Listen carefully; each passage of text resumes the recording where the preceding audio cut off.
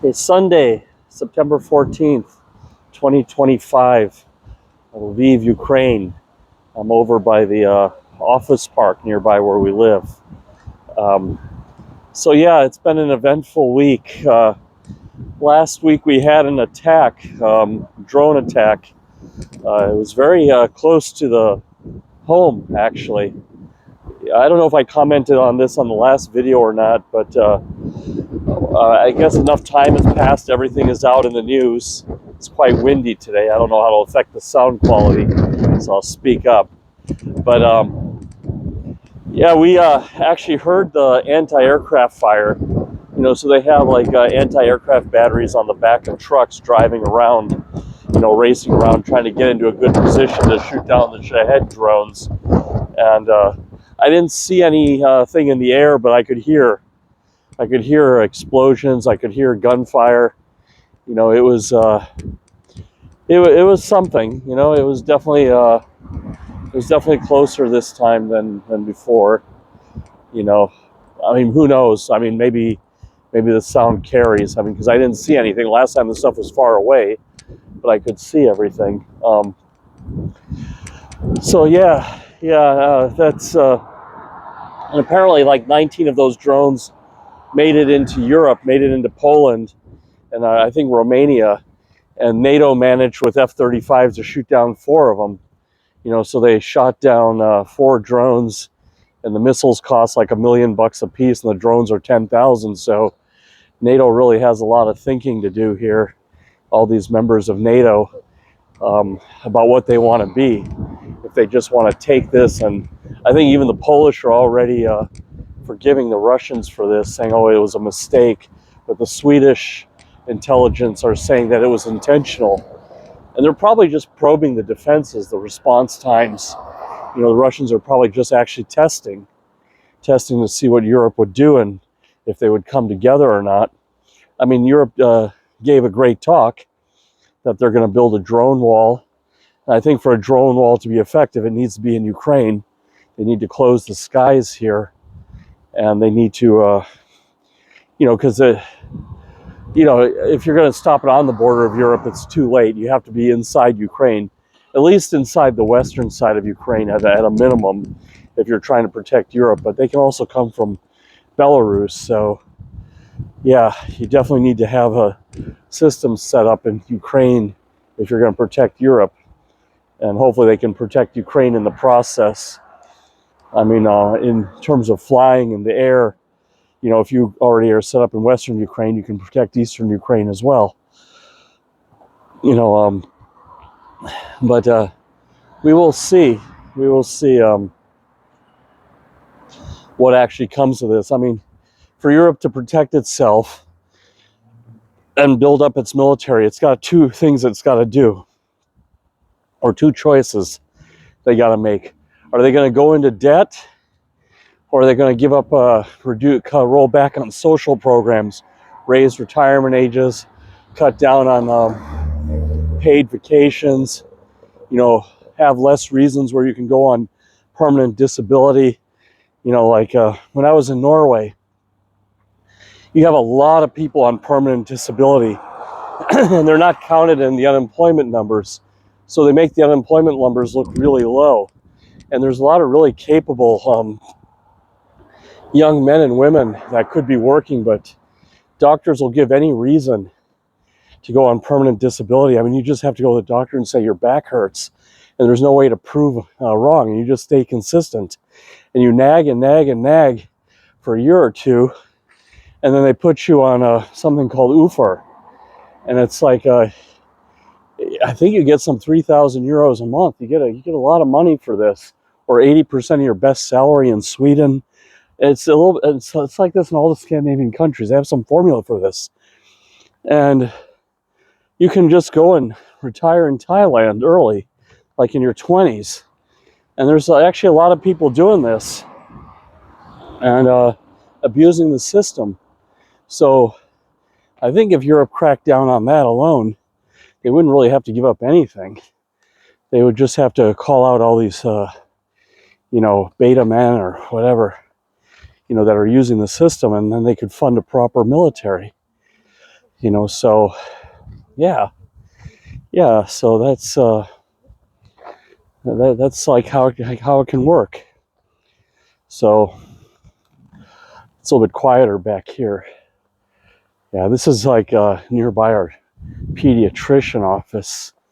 You know, there's like some new housing developments here. I can show you. This is our room. They make really good quality apartments, actually. This is our room. My first purchased apartment here in Lviv was an our room apartment, but it was really small. It was like 35 square meters and needed more room. So that's why I moved out here. That place admittedly had probably a better location, a little bit closer to the center of town. This is like a 40-minute walk. That one was a 25-minute walk. But this side is closer to the parks. It's a little bit more quiet out here. Turned out to be a good decision. I mean, this side of town is developing quite well. But yeah, back to the, not to get sidetracked, but I guess that's my signature. These are unrehearsed, unscripted videos. So yeah, I mean, maybe there's a silver lining in this last drone attack that Europe is going to finally step up. Because, you know, the consequences are, if drones are going to be flying into Europe, they had to close Warsaw Airport. That was something I forgot to bring up. They had to close the airports. And I think just they had a scramble the other day and closed down the Lublin airport. If one of those drones hits an airliner, that's going to be absolutely devastating for all these bordering countries. You know, so this is like something they must do. They must have a proactive defense system against drones. Otherwise, it's going to have human consequences. If an airliner gets hit by a drone or collides with a drone, I mean, that's just that's just going to kill the economies in Eastern Europe. You know, that Eastern Europe can't defend itself. Investors are going to be like, okay, they're next after Ukraine. Great, I'm going to lose all my money. And then, you know, people just aren't going to have confidence in the system or the government there. So they have to be aggressive. You know, and then when you close down the airport, obviously there's the economic loss, you know, as well. You know, so yeah, it's just, you know, all those canceled flights and, you know, rerouting people and everything. And like I said, it's just, it commingles. The human tragedy and the economic consequences kind of go hand in hand. You know, it's both good business and you know, and what they have to do, like these countries, you know, people are paying taxes, you know, for their defense of their country, not offense. So Europe really has to do some thinking here. And, you know, if these drones are start wandering into the Baltic countries, Latvia, Lithuania, Estonia, start wandering into Finland, I think the Finns would actually do something. You know, the Finns had a lot of experience with the Russians and beat them back. I mean, they still lost Karelia, but they made the Russians pay for it. They made them pay dearly. Yeah,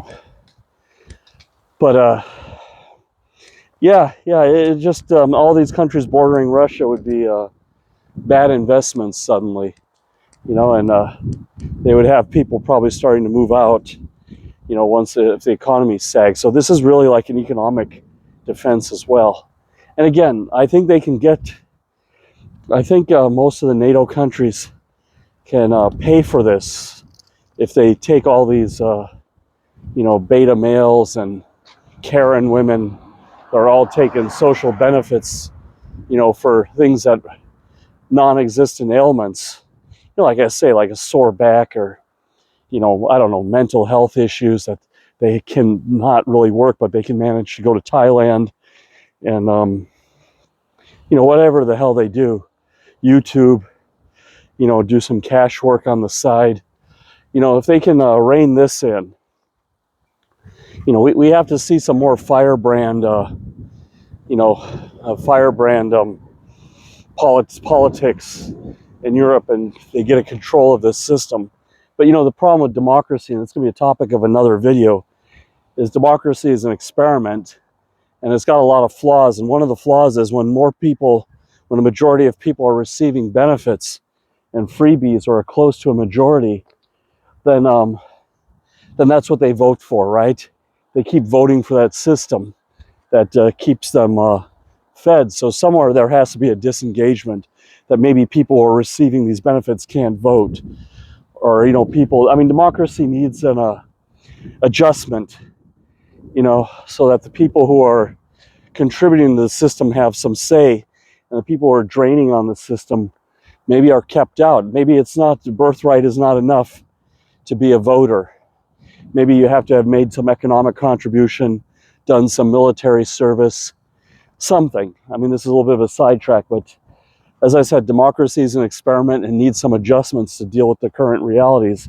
Or, the Russians or the Chinese can do media manipulation and, get them a system get the system to where it works for them, which it appears now the system is working for them. You have all these incapacitated males in Europe, and they need to have an army of at least a couple million people. But over the past generations, the males have been playing video games, and putting on dresses and everything, and getting away from contact sports, and the sense of patriotism is non-existent. It's like in England. Now, if you're a patriot, you're a racist, and this can all be done through political manipulation. So yeah, there's a lot of nice buildings back here. You got to move back here, sell our apartment and yeah, get a little bit further out. And then there's a valley down here. That's interesting. And Lviv is really nice, and that's why I want to move into the second part of the video, debating on moving back to the U.S. And like I said, the big motivation for America is I can earn a hell of a lot of money there. I mean, it'll take some time, but I can find a good job as an IT account manager, get into more of a sales role, get out of project management, program management, and start selling projects, managing projects, upselling, because I already know a lot about IT and technology, and I know how to talk to people and everything. So yeah, it require a lot of travel, but I grind that out for a few years, and then I can afford some good schools for the kid and everything, get another kid, and all be good, living the American dream. It can be a good life over there, but once you get used to all the driving, and you really have to work a lot harder there to get your fitness, to do your exercise and do all your routines. It takes a lot more discipline. Here you just do it as part of your day, like going to the supermarket, you walk, going to the doctor's office, you walk, going to the gym, you walk. So you can already have like 5 kilometers a day just built in from routines, where in America you have to go out of your way to walk 5 kilometers or 3 miles. We'll talk in the miles thing. Lights in the wrong way. I wanted to check out these new apartments and these new shops here, but anyway, we'll head back. The light's in the wrong place, so always the lighting, isn't it? But yeah, that's the dilemma. Obviously we're not having Russians trying to kill us in America, directly. I mean, indirectly through manipulating the politics, creating this rift between Democrats and Republicans. I think the Russians are actually working on both sides, because there's always 3 players in a chess game. There's the black piece, the white piece, and then the chessboard. And they're manipulating the chessboard. They're trying to create this divide, make things more polarized. There used to be a time when there was very little difference between Democrats and Republicans. They're almost like one and the same. I think in the 60s and 70s, it was really hard to, they all, they had a lot of things more in common than different. Like Kennedy was a patriot, so, they believed in a lot of the similar things. I have to get some more examples, but I read an article about that somewhere. And now it's like, one side is communist and the other side is just, I mean, the MAGA crowd is more to my liking, but they're not perfect. I don't think they're handling the tariffs and all of this correctly. Like I said on the last video about tariffing India and all of this, I don't think it's going to stop the war in Ukraine. They're not really doing their homework. I'm all for the deportations of illegals, but actually more in something more thoughtful, like an amnesty program where they cannot ever get citizenship, and they would have to maintain it through working and paying taxes, because and in jobs that truly cannot be filled. I mean, there's a lot of, you know, I mean, there has to be some a little bit more creativity, otherwise it's going to create some shocks, and then end up we're going to get the left back in. I mean, I'm more with the right than the left, but not completely with the right. You know, it's like a lot of people are on the fence like me, and there's really not a good moderate common sense policy. But yeah, then also in the U.S. you got to worry. I mean, I don't know, the random violence, like what happened to Charlie Kirk and this Ukrainian girl on the train. I mean, statistically speaking, it doesn't happen that often. You know, it's in the news. The optics are on it. It gets magnified. Charlie Kirk was very famous. This girl was like a case in point, you know, that you're not any safer in America than in Ukraine. You know, and I mean, I have to vouch for that. I feel more safe here in Ukraine. You know, I mean, let's be honest here. It's nice here. I mean, if there wasn't a war, big if, right? If my aunt had balls, she'd be my uncle, right? You know, but big if. But even with the war, like I said, the risks are, I mean, I find the risks acceptable. I mean, you know, like I said, the crossing the street and driving the car is the most dangerous thing you do here.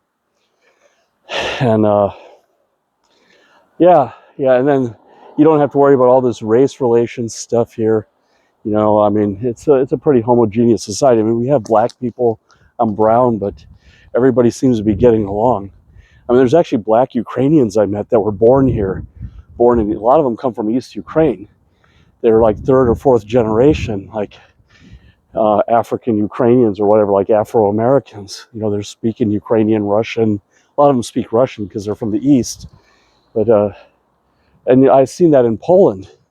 But you know, they're not so, you know, they're not wearing it on their sleeve. They're just part of the society, having jobs and going about their business.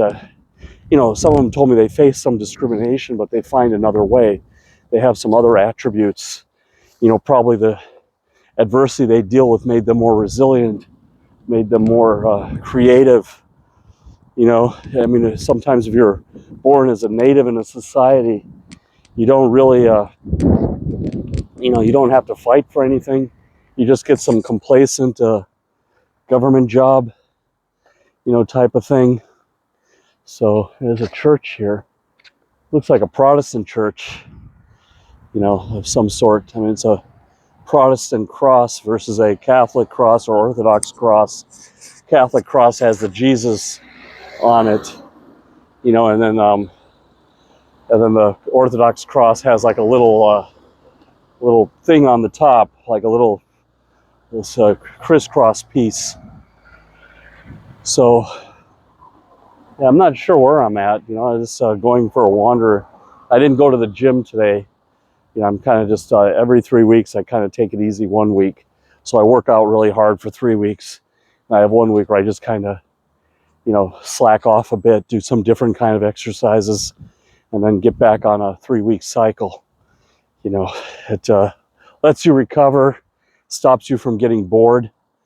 You know, when you're working out for maintenance versus like training for something, like training to get in the military or training for a marathon or something like that, it gets boring. You know, maintenance workouts, you know, so you need to have some plan, a downtime, you know, so you miss the gym and start wanting to get back. Otherwise you go there and you just go through the motions and you're not really pushing yourself, you know, to combat the boredom.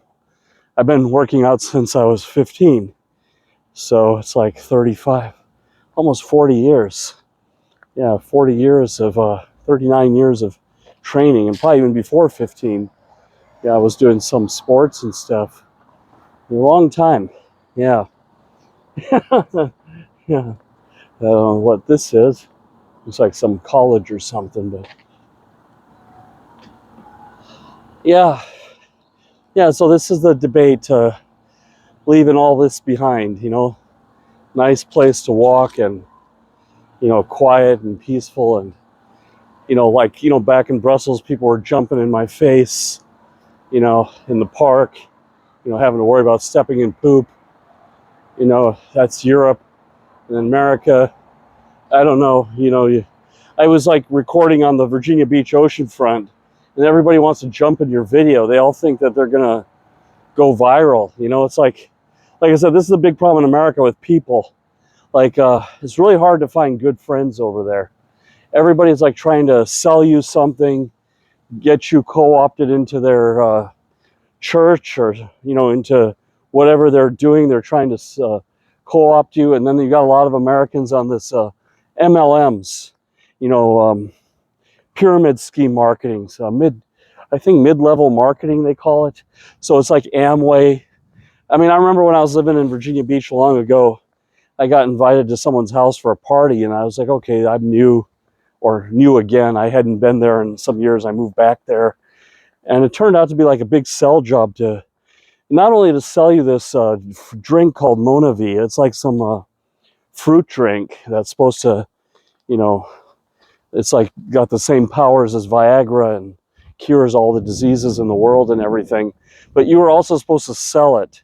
So it wasn't good enough to just buy some bottles from them from this party, but you also had to buy some training kit, and then you had to go and schleff all your friends into this and sell them bottles and get them to sell their bottles.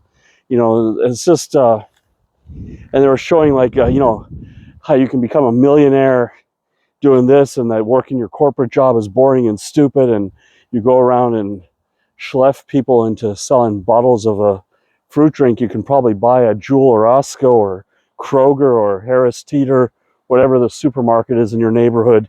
Here it's Blazenko and Silpo, for probably $1 or $2, and these are like some $15 bottles. I think it was the acai berry or something. I'm probably saying it wrong. And yeah, it's some special berry that makes you Superman, and they want you to sell this, there's interesting projects here. Yeah, if you guys want to come to Ukraine and visit me, and I can show you a lot of projects. I mean, I'm not going to charge you any money. I just enjoy English-speaking company where I don't have to speak slower and use a limited vocabulary, So I think some of you guys have come and visited me here and seen, I think, seen I'm pretty hospitable, and as long as I can get some time, because we have a baby, so it's just you have to schedule in advance, and I just have to work something out with the wife. And probably lunch is the best because the baby takes her nap over the lunchtime. Meet you at a nearby restaurant. I can tell you all about it here. But yeah, the more I walk around here, more it looks like, I don't know, I'm probably going to stay in another year and a half. And when the baby is like 3 years old, then we can go over there, and I can work on the career, because this is probably a better environment for her to grow up in, minus the attacks. But like I said, the risk of the attacks, we have the air attacks here, and then in America, I'm going to be driving much more, so then the risk for, car accident goes up. So we lose the air attack risk, but the car accident risk goes up. And then, having a baby confined in the car seat is really bad for their development. Really hampers their mobility. Like I said, our baby at best is like 40 minutes a week. And that's if she's going to swimming lessons. Now this week she's had a little bit of a virus or something, so we couldn't go to the lessons. So she got 0 time in the car seat this week. So she's moving and flexing and all this, her muscles, instead of staying stiff in a chair. Because like in America, like some kids stay 2 hours a day in a car seat, and it's really bad, actually. I saw some Australian child development person. She was talking about this on YouTube, about, the limits mobility, flexibility, and all of this. I don't know how much research has been done into this, but it makes sense, But anyway, I got to find my way home, got myself a little bit lost. I think I know where I'm at. Yeah, I just have to get onto the main road and then follow it home. It's like following the tracks. I'm walking in the woods. I just get on the train tracks and follow them home. you know. So yeah, yeah, it's fun to walk and get a little bit lost. You always see something new. It's very interesting, to say the least. But okay, yeah, you all take care, and yeah, give me a like and subscribe if you made it this far. You know, I'm not going to send you any money if you watch the video or something. But anyway, that's all I got. See you later. Bye.